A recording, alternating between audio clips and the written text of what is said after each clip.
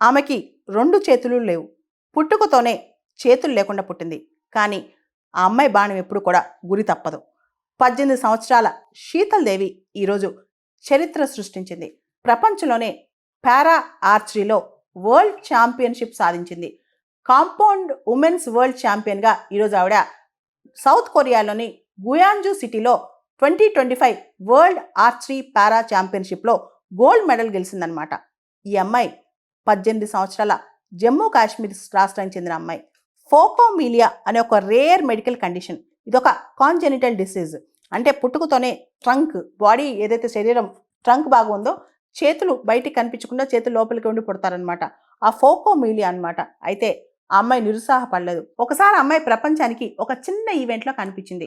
Indian army యొక్క Rashtriya rifles వాళ్ళు అమ్మాయిని గుర్తించారు. స్పెషల్గా ట్రైనింగ్ ఇప్పించారు.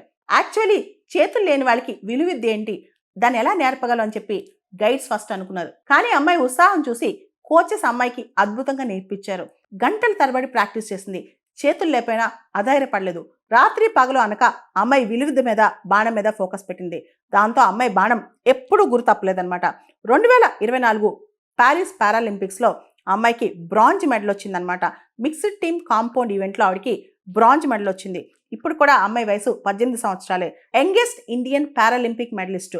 భారతదేశంలోనే పారాలింపిక్ మెడల్ సాధించిన వాళ్ళలో అత్యంత పిన్న వయస్కురాల అమ్మాయి అనమాట.